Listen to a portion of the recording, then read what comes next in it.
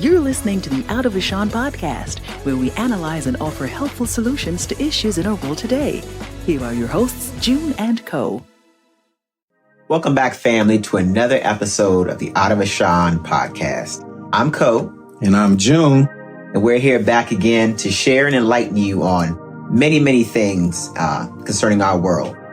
Last week, we had a nice chance to speak about the power of words and how words can permeate, how words can inspire, and also how words can tear down. Yeah. But as individuals, how we need to be protective of how we utilize words in our upbringing and how we also deal with other people. One of the cool things that we've learned about the power of words is that it manifests. No matter whether you're trying to or not, whatever you believe in, it's going to create. Like in the beginning, we looked at Genesis, or we talked about Genesis chapter 1, where in the beginning was God, and then he said, let there be light, and there was a process. So things don't just happen overnight. It's like through a process of time, things happen. Like a tree isn't just there. It takes time. It's watered, it's planted. It has to be in the right soil. It has to be in the right environment. You have to have the right rain, the right this, the right that. So in the right circumstances, in the right atmosphere, or the wrong atmosphere, it goes both ways. There's not just one way to it. So I think now that we've created a really good understanding of the power of words, this episode, we want to really focus in on the mind. And if we were to give it a title, it's like the mind is a terrible thing to waste. And what's in your mind? Words. You can look at something and say to yourself, you can read and you read to yourself. You're not reading out loud, but that's words, that's spirit, that's intellect, that's life. And that's what your perception is. So you can perceive something to be that really isn't, or you can perceive something to be and manifest it in a way that is fruitful and beneficial for all. So we want to foster that type of ideals, those type of habits. So, Cole, what do you think about being smart versus intelligence? I think there's a huge difference between the two. I think we think, oh, he's really smart, or that person's intelligent. I think we want to break that down a little bit and give a little bit more perspective on those two ideas.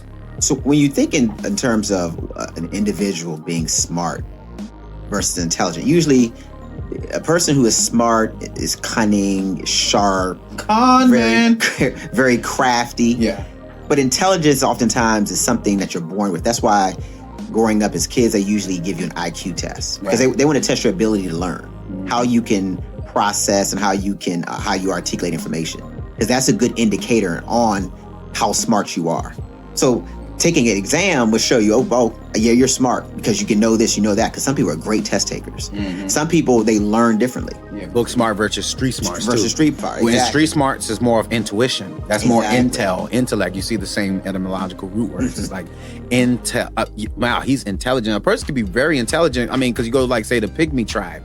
You have the Africans who they would be in the forest and knew that branch or those leaves were good for the liver, and then that's good for the pancreas. And how do you know that? You don't have no textbook. They don't got no. That's intel. That's connectedness. Yeah, that's smart can be learned. That's exposure. You know what I'm saying? If you're not exposed to the environment, then you don't know.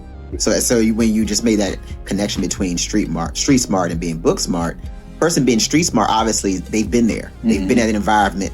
That's their norm. Right. Versus a person who hasn't been there, they will be ignorant to that and almost very aloof when you place them out of their element. Right. Versus you put them in a space that they are very aware of, they become considered smart in that region. Yeah. So that's why even when we connected with education can be a little bit problematic because of the different learning styles. Some people are much more oratory learners. You can say it to them, they can regurgitate everything you say. Some people have to see it. Right. Some people need a combination of both.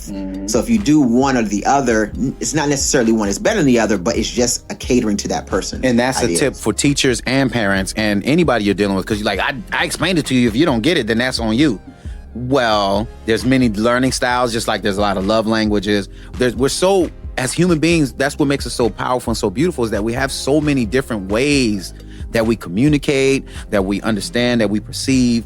And I think it's really important for us to understand, especially when you're rearing a child. We just say, oh, that person must have this autism, or this person may have this. And it doesn't mean that they may not have those things, but if we just jump to conclusions based on what society has created, standard metrics, we have this one size fits all mentality, and if you don't fall under this parameter, then something must be wrong with you, which makes no sense, but that's the system.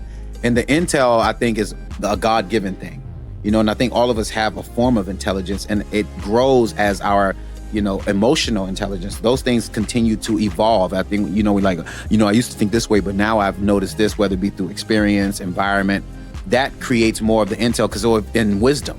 So if you have wisdom versus knowledge, wisdom is knowledge applied, but knowledge is based on exposure and accessibility.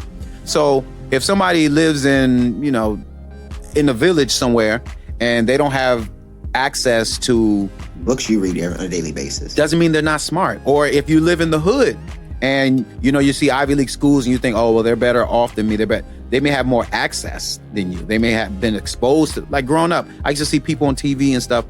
I didn't even know I could go on TV. I didn't even know there was even a possibility to do that, because I wasn't exposed to it till I got older, and I realized, like, whoa, wow, I have this talent, could have been doing A, B, C, and D.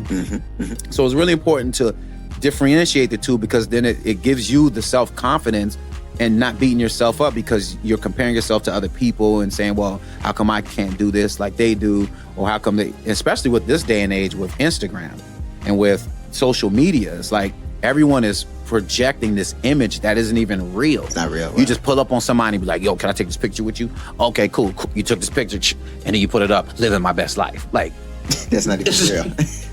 It's so true.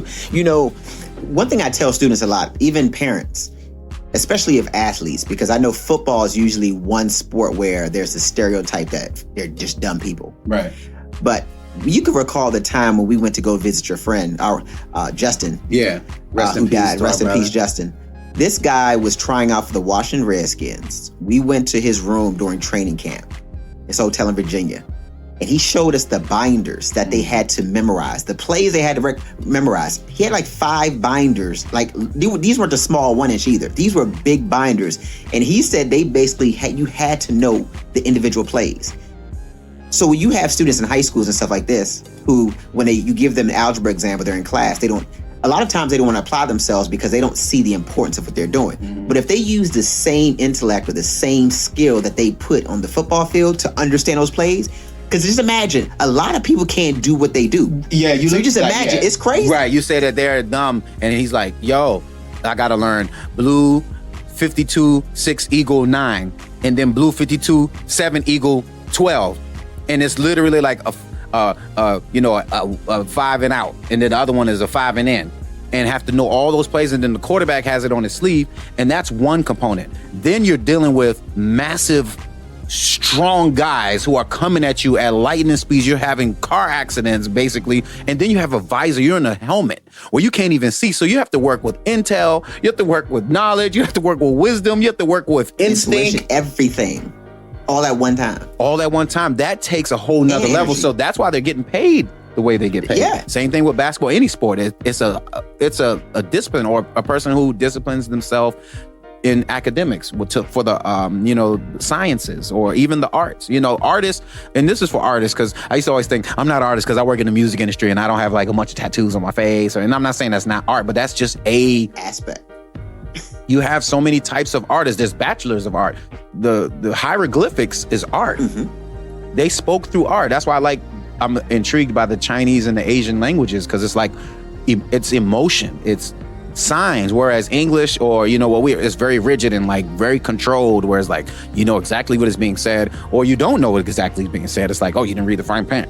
But it's like, when I was driving Lyft and doing other things, it's like when I would hear Chinese people talking, you have no idea what they're saying. It's just all like, wow. And then you're like, what does that mean? It'd be like one sound, don't you, or whatever, and then it means like, well, that means it's like a paragraph. Right. It's like, whoa. Right. So you got all of that in that. That's why I'm amazed at the symbols.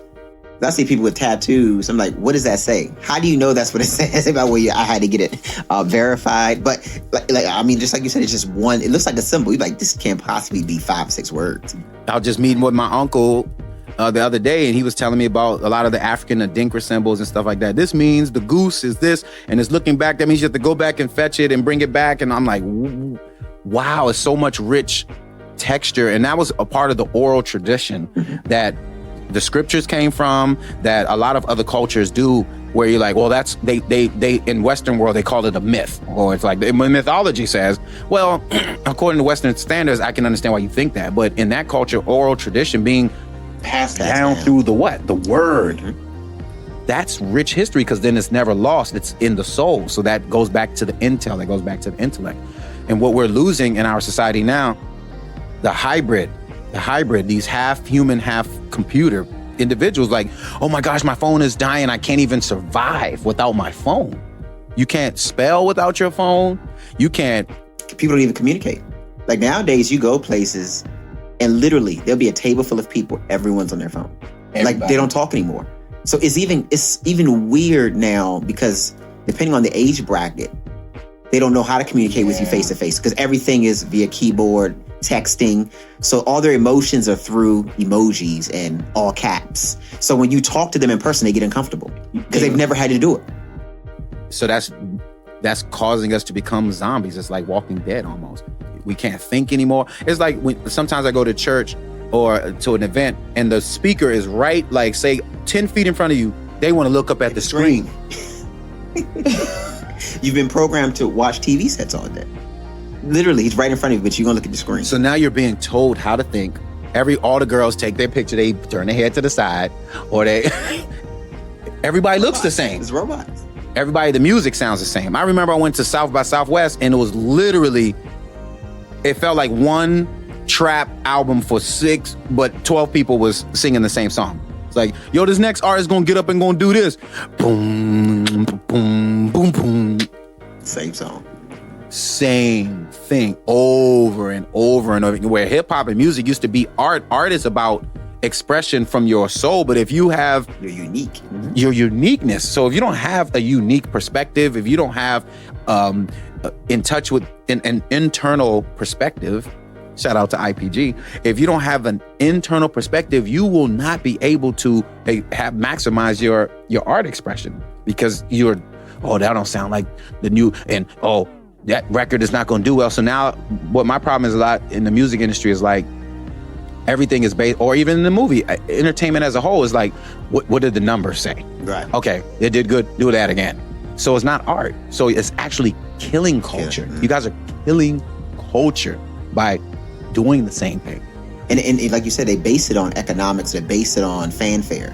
So if the people are not listening to it, because yesterday we were riding in the car and there was a nice track being played by Erykah Badu. Mm-hmm. So we were talking about how not 10 years ago, she was the hottest thing out there and still continuously doing what she does. But, when you get a certain level or you start to project certain messages in your music, the powers that be who control the checks, who control the media, who control the message, they'll cut you back and bring other people to the forefront. So that's why you got this copycat generation, because now people feel like, in order to be hot, I got to do what he's doing. I got to do that dance. Yeah, right. Soulja Boy came, so everybody had to have a gimmick because he hit. Yeah. Because remember, dance used to be artistic, like Michael Jackson, James Brown, even Chris Brown, all these dancers, like they literally, now you have gimmick dances that hit. Kids want to do it, get on YouTube, bam, you're a sensation. Going viral, which isn't necessarily bad, but the emotional intelligence and the mental intelligence to actually expand, where now you have the access. You don't need the big studio anymore. You could do it right at your house. Look at what we're doing, the podcast. If you was going to do a podcast a long time ago, you would have to get contracts and you would have to do this and do all this, get someone's approval on what you want. We could say whatever we want. We could do whatever we want. And that's a beautiful thing. So what we want to encourage is like, let's get back to our individuality. Or let's get back to the power that created the pyramids. The pyramids are still up. The pyramids are still up. 10,000 years later, they're still up. They want to say, aliens did it, all that kind of stuff. Those philosophies are there to try to control and to try to minimize. When you were a baby, when you were born, first of all, you made it through 9 months. You made it through 9 months in a bunch of gook and water and all kinds of stuff. You come out and then you get on the earth. You don't speak any languages.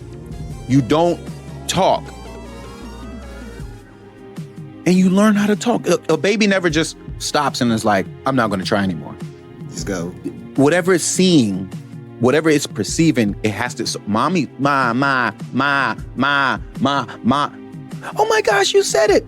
Walking, try. He don't just sit down, or she doesn't just sit down and like not try anymore. It's like, oh my gosh, she's walking. And then once we tap into our creative power, our God-given talents, our abilities that start in our mind, starts with our thoughts, and then we manifest it through word, and then we start manifesting it in real life, and then we're told, oh, take a test.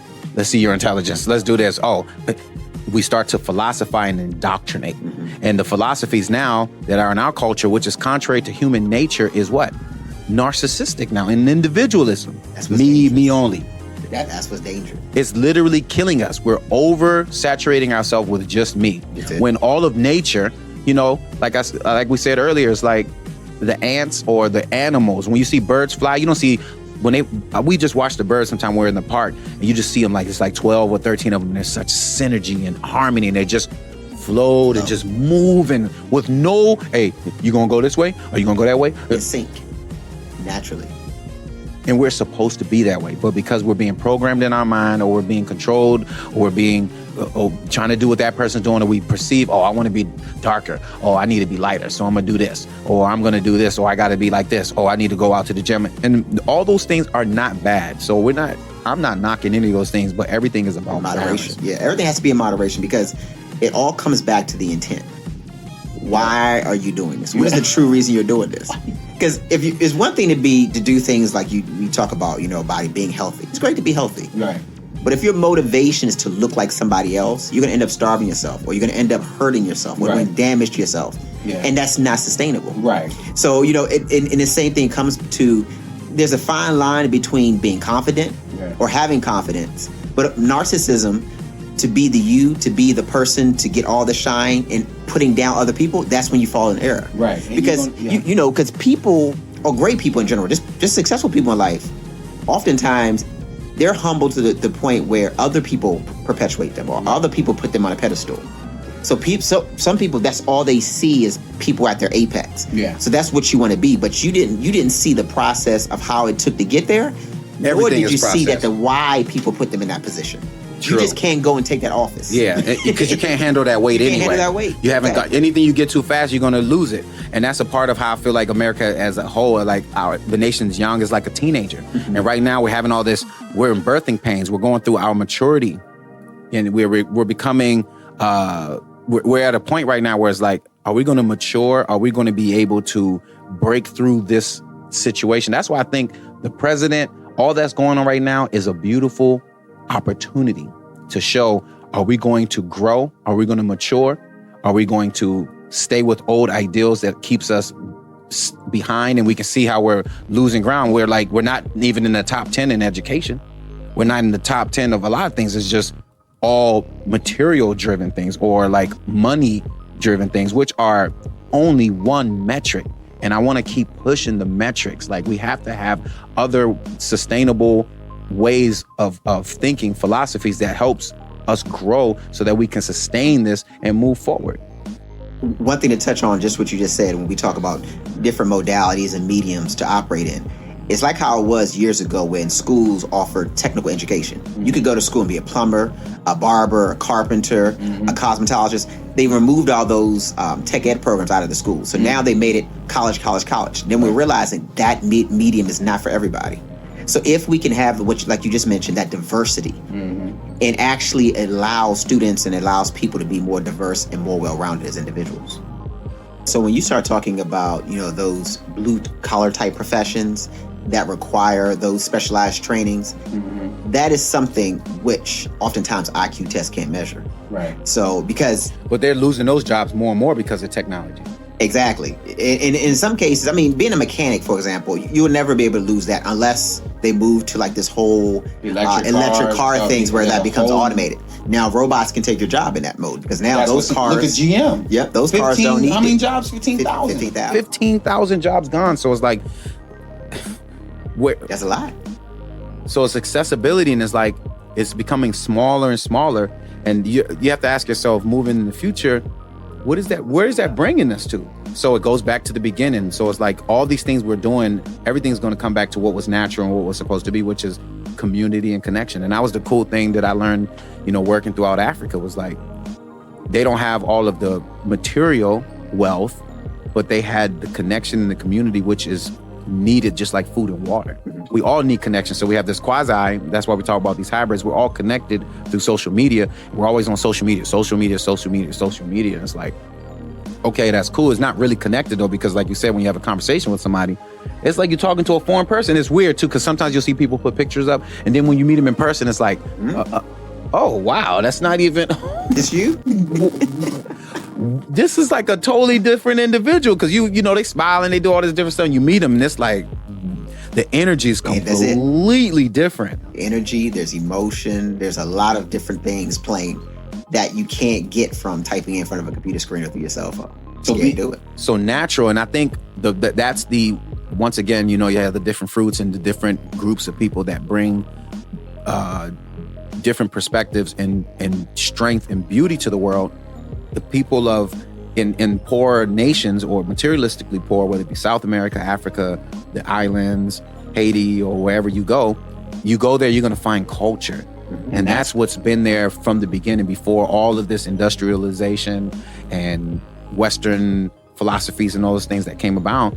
Is like, we have to have a balance of both. I'm not saying we should completely regurgitate or go back to no computers and so forth and so on. But I do think we need to pull back on some of those things and begin to connect back to the human element, because we're losing what it means to be human. When I drive around or when I communicate and talk with people, even with parents, they're not in touch with their kids. They don't even know how to communicate with them. Like, I don't even know what to do. World. It's a totally different world from what they're used to. I was talking to a friend last night where he's like, my son is getting older now, and he's going through his, as a man, young boy, they're going through puberty and growing and stuff like that, and their hormones are changing. And he has other younger siblings, and some of the things that he's experiencing, you don't want to expose the younger ones to too early. So it's like it's a balance. How do you do it? It's very difficult. Or if your daughter's on Instagram and she's like, like me, and she's liking 1,000. And here goes just on some swag. It's like, if you're following more people than that are following you, at least, do the balance. At least be 100 to 200 off. If you got 600 people following you, at least have 800 that's following you, and you're following 600. Don't be following more people than that's following you. That's just showing a little bit of desperation and insecurity. That's just a little side note. Just as simple, just to hear you say following, that is amazing to me. Yeah. Like, you're following people. Yeah. Like, you're following, like, literally. Yeah. You're grown men and women. Following. Like, you're following and other if you people. don't follow somebody, oh, you ain't like my picture, or this person's, why did you unfollow me? I've had grown people ask me that, like, you unfollow me. Like, and then they unfollow you back. It's like, what? Or you go on Facebook, add a friend. Like, I thought we were friends. Yeah, Hold yeah. up. I got deleted. And they take it personally. This is the new world. That's their emotion. The cyber system we're in, which it makes no sense. But think about it. Look how. But it's real though. It's a real reality for people. Even talking to these kids, man, it's just like with that. You see in this generation, even say in hip hop, there's more suicides. Death, insecurity. I picked up a bunch of kids in the car one time, and there was 4 of them, I think 5 of them, and they were all said, we were talking, I was like sharing with them about, some of these things we talk about, like, yo, you can't love money. We got to get this money, but you got to be smart and invest and blah, blah, blah. And he was like, man, you right, bro. Yo, we should get together and do this and do that. I'm like, that's cool. But then it was like, yo, you know what? We all hooked. You right, because we all hooked on Percocet right now. Oh, yeah. Xanax, they said. They was all hooked on Xanax. And then the other kid in the back was like, yeah, I tried to commit suicide 3 times. Like, it was normal. The kids were still on their phone. Like, what he said, it didn't matter. The value of life, their life in general, has been substituted for material. So now you see that this thing that we've created is really causing us to lose focus in touch with our humanity. We're losing touch with our humanity through all of these things that we've created that the young people don't know, and then the elders aren't there. We don't have older people there that can kind of guide us. Yeah, because it's new to the elders. I call them distractions. Yeah, because as you progress forward, technology or the corporates would tell you this is more, it makes things more efficient, it's easier, it's better. Like we were just joking about just now about spell check. Mm-hmm. People can't spell, so now you misspell on purpose because you know Microsoft will correct it for you. Just get close enough. It's like get close enough, no like you don't spell. You're like, dang, how is that a Z? Hold on, that's no suggestion. How do I spell believe? Let me just throw it on there because the system will give you options. And I'm guilty of this too. After you tried a couple times and then they'd be like, no suggestion. You're like, let me just use a different word then. Same thing with texting. Texting, you got auto text. They'll just fill it in for you. So once again, this is part of our brains and a part of our functionality that we're no longer utilizing. And that's a part of this whole AI movement. And the AI thing is artificial. That's the key phrase there. We talking about the power of words. Artificial intelligence. Now, once again, it's helpful. But when it's driven too much and it's just about getting the money, I don't care how we get it. Just get money, get paid. I'm about the dollar. I'm going to get this money. Blah, blah.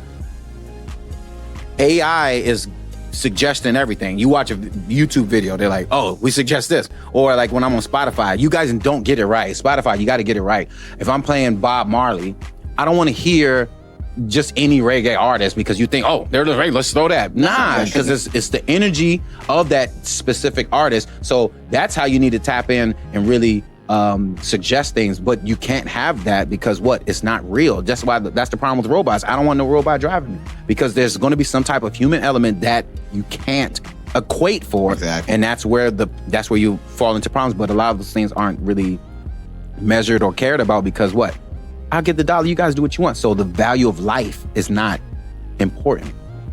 Like right behind me, I know you guys can't see, but right behind me there is an encyclopedia that's non-existent today. Like growing up, you guys have Google now. Yeah. But in times past, you had to get an encyclopedia, do research, actually read to find information. Right.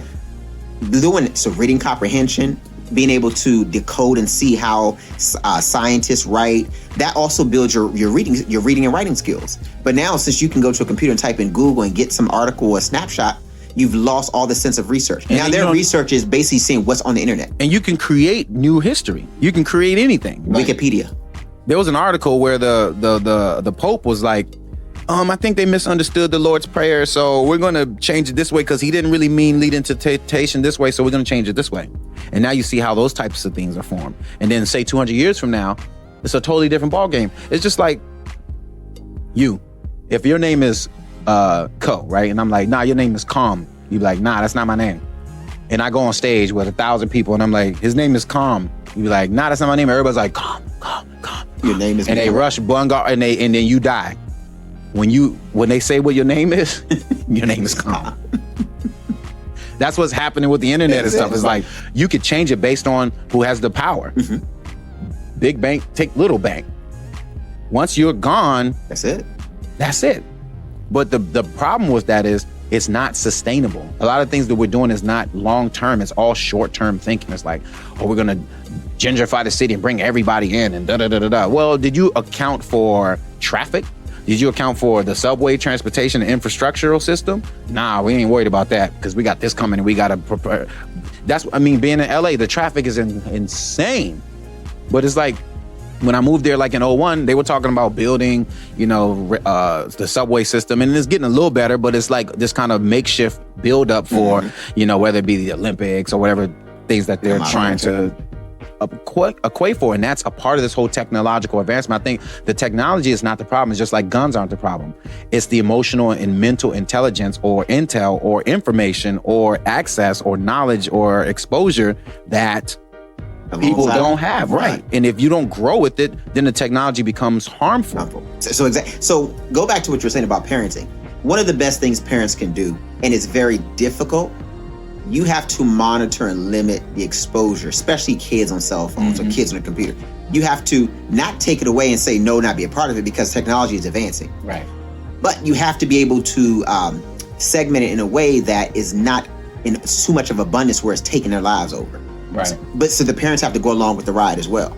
So like it's a happy medium. Yeah. You have to walk alongside and utilize it for its good so it doesn't become bad. And that's the problem that's the plus of tech of community. It's like the education is supposed to be a supplement. The teachers are supposed to be a supplement. The education happens in the home. I learned, working with my daughter over these past 10 years, is like, if you're not involved in your child's life, and some of us can't, because what? You got to work. You remember you were talking about how back in the day, it could be a single family income and they could get a car, house, everything. But now you have to have two people working. So then what does that do? You have to pay the bills. You have to buy food. You have to do all these different things that you have to do. So you can't connect with your kids. So you have to get a babysitter. Kids fending for themselves. Latchkey kids. So what is our future looking like? If our kids are on Molly Percocets and Xanax and all these different things, and they're not really being educated, they're just being... through the system, basically. The TV it was educating them. The TV, social media, all that, what we call entertainment, is what's educating. So just how you mentioned those young kids, the guys in the car, whether on Percocet or Xanax, you got songs, Molly Percocet. Yeah. Like, this is things that are being glorified, or they become cool because kids are very impressionable. Yeah. So and that's why you hear the term peer pressure. Mm-hmm. They try some. Oh, I heard that before. Let's try it. Yeah. Or people just try when they get together because that's the energy. Right. Energy in the room is to take risk because you need that barrier of someone to say, nah, you've gone too far. But if they don't have it, because mom and dad are here and there, or not even there to begin with, and they have to fend for themselves, problems will occur. They will always gravitate to whatever influence is influencing them the most at that time. So I think it's going to be really important for us to become more accountable. And, I have this whole thing that I tell people, fast sometimes, to bring the spiritual element. And I don't mean necessarily, that's why I loved J. Cole. Shout out to J. Cole with the KOD, the Meditate song, Meditate prayer. Get your thought life back. Mm-hmm. That's all that's about, is getting your thought. When you're praying, you're getting your thought back life. Your thoughts, your life back through your thoughts.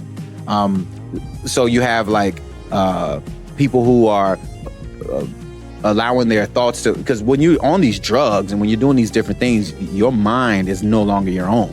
Totally inebriated. You are open access to all kind of things to happen. So it's going to be really important that you start to fast. I tell people, if you're addicted to like social media, whether it be Instagram or whatever, and I don't mean to just keep putting out Instagram, it could be Twitter or whatever it is, and you can't stop, like you have to go on every minute or every 2 hours, can you cut back a little bit? Instead of spending 5 hours on Instagram, why don't you do 2 hours or 3 hours? And really see the struggle. I had to do that myself because working in the music and stuff like that, that's so much a part of the business now, so I understand that.